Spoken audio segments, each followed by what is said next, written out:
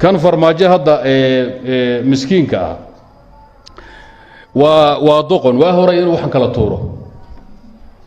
كل انه كلا توره لانه شرعي ما اها دنكم ما جيرتو waxa inooga sii daran hadda qaybinta siyaasiga ee dalad waxa ka daran qaybinta diineed qodobka inaan baroojiwaan rabo waa hilmaamayba qodob khatar ayaa jira in yasiyad baraa oday aqli badan buu ahaay masaa'il kale oo isku haysanahay dambeeyaane xilligii hadda guriga baa fadhiya hadda waxba ka garan maayo inuu iska iloobay waa yeelay xilli 86 ayd baan u malaynaya 88 wafdi Iiraan inoo yimid muqdisho yimaadeen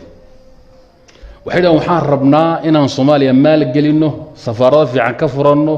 aynu wadanka dhaqaalihiisa soo qaadno waxna ogolaataan qoliyay la talinaya asaga iyo qoliyay golaha sare iyo saraakiisha oo dhanba wax isku waafaqeen wasaaradii in nimankaas dhaqaale fiican laga qaato wadankana safaarad fiican looga furo sida carabta loo soo dhaweeyo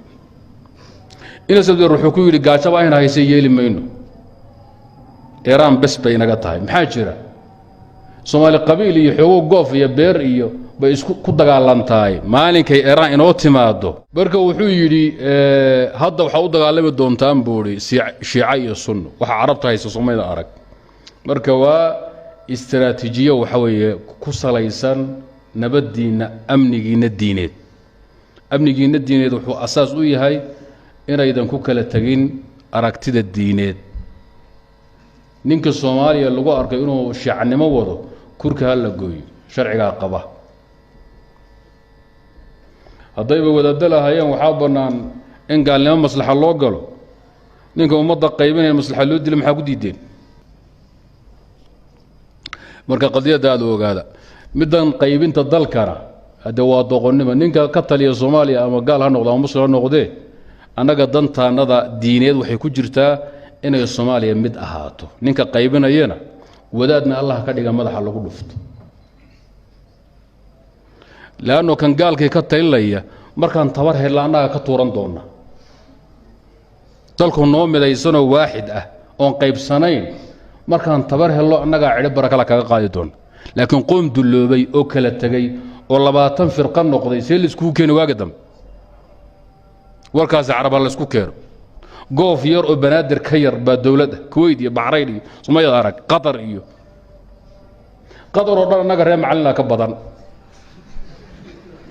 Bahrain wada aragteen qoyska Soomaali ugu yar ba ka badan Kuwait jibsan Soomaali xataa ma dhanno mid walba boqor baan ahay halkaas uu taagan yahay inay midoobaan oo dan diineed iyo mid adduunyo ku waliga la sugi maayo Soomaali maxay tiraahdaa توقتها مركي قيب سنتو تلادادونا لماناتي نيمي توقتو لماناتي با تليسون لماناتي مركات كليغا تاي الاسلام ادان غورسنين خولها ليداي ابتيغا 10 سي والكا ku yimid laba halaad ku dhiib ina qarabatiin koranka geela ku jiraba u kaxee gabarku soo booqatay baarqabkaba si fartan dad qoris islaam baa reerku ku soo biirtood guursatay neef ma bixin kartaa aan kala tashan neef kuray baad dhashayba meeqaad noqoto marka saddex baad noqotay lama dhaqaajin karo urki baa laaci kan si daawo wuxuu ku soo dhiibaya wan urdufo ku soo dhiibay ama uu badiidiba ummadda mar haday qaybsanto rajam malaha nin tukanayo salaad ku jiro sujuudsan uu nabigu yiri Abu Bakar oo soo dil Soomaaliland ma garanaysa waa nin sujuudsan hada nabiga waxa layla soo diray dadka tukan inaan ka leexdo Abu Bakar wuxuu nabi Allah sayfta buu qaatay wiladul istaagay wuxuu yiri man tukan haya nabiga amarkiisi uu ku dhici waa nabi Allah haduu tukan san yaala buu sayfta keem Umar buu nabigu u dhiibay wuxuu Umar oo ninka soo dil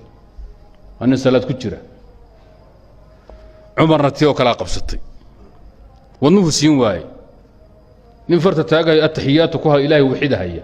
wax dambi oo hadda ka galay oo san jirin nabiguna dil ku yiri wuxuu yiri amaad nabiga si fiican u fahmi weydayba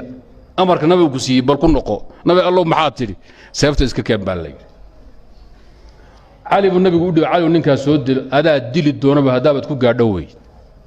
ninka inta loo tashanay uu cararay xudii Abu Bakr Allah ka badbaadiyay عمر قال انتو سعالي كسو قال مالو كبح اللواي نبي وحولي والذي نفس محمد بيده لو قتلتموه ما اختلف اثنان من امتي الله نفتي اذا قعنتيسو اي كجرتان ku dhaartay hadaa dili lahaydeen laba axad oo muslimiinta kamida isma khilaafeen dhiiga muslimiinta maxaa loo daadin inaad midowdaan mararka qaarkood yaa amr haya rasuulka ilaahay na baray dhiigu inuu xaraan yahay midnimadu waa khatar weey haddaad kala tagtaan wax idin socon ma jiro Soomaalida waxay tiraahdaa marre macallin waxay yiraahdaan walaalo muxuu ahaa iskhilaafay wayna xoolo yaraan wayna xabaal badiyaan soo sidaa ma ahayn oyogihim midnimadu waxay tahay wa'tasimu bihablillaahi jamii'an wala tafarraqu tafaraaruqa cudur ka badan oo ina haysta ma jiro mid siyaasi oo qowmi ha noqdo ama mid ha noqdo markaas diini ah noqdo istiraatiijiyadeenu waa inaan diin la isku khilaafin dal aan la qaybinin labada ka shaqeynaysana waa in lagu jihaado inta waa fariintayda in badan waa soo wadayba hadday marka calmaaniyiintii iyo qowmiyiintii dimuqraadiyiintii iyo wadaad xumihii Soomaaliyeed hadday waxay leeyihiin hawshii ummadda hal la miday 10 sano aan ka soo dhawaaqayo ilaahay wad waalanta kulligood in la dumo waajib 10 sano soo laha hadday ku leeyihiin waana la qaybiyay wadanku waa laga shaqeystaa kana sameey waa lagu kala tagay hawsha ayada